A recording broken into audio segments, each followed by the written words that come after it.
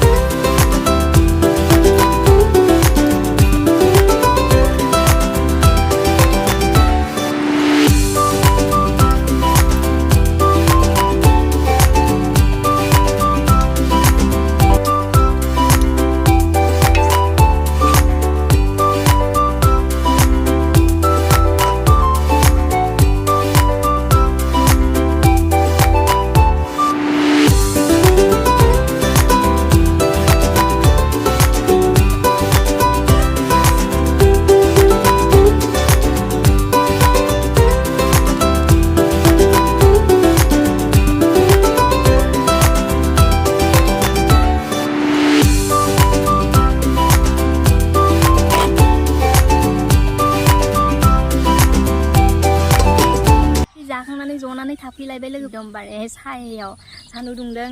इखानसेया बिराद सान्दुं दुंबाय थादों गरमथार जादों थ' ओंखाम जाखांनानै एसे गोलोमलायबाय आङो बेनिखाय एसे जनानै थाफैबाय आरोना जेनेबा हाखरफोर आरोना जोंहानिनो न' खाथिनिनो नोंथांमोनाथ' नुखाबाय आंनि खोलोम बिलाइनि भाजा संनायखौ माबायदि नुदों थावनाय नुदोंना नुवाखै खोन्थाहरबानो जाबाय आरोना कमेन्टआव जोङो थारमाने मोसौ होनो थांदोंमोन नालाय बेनिफ्राय खानानै लाबोबाय खोलोम बिलाइखौथ' मोनफ्रोमबो बोसोरावनो मोननो थाङा नालाय खोलोम ओंख्रि ओंखारनायनिबो सिजन थायो आरोना लोगोफोर खोलोम मैगंखौ दाबायदि सिजनाव बिराद मोनो आरोना लोगोफोर एसे बायजोआव ओंखारलांनानै दुब्लि फोथारफोराव दंग' जिंफोराव नागिरलाहैबानो आमदानि मोनो आरोना आरो सोरबाफोर ओंखारिफ्रा हाथाय बाजारावबो एभेलेबेल ओंखारो नोंथांमोना सोरबाफोर ओंखारिफ्रा बायनानै लाबोनानै संनानै जाबानो जाबाय आरोना नाफोरजों मागुर नाजों जानांगौ बिराद गोथाव जायो जोंहा दा मागुर ना गैया एसे आलुजोंनो संनानै जाबाय थेवब्लाबो बिराद गोथाव जादों आरो ना मागुर नाफोरजों आरो बांसिन गोथाव जायो बेदरफोरजोंबो बिराद गोथाव जाखायो गाइसमोन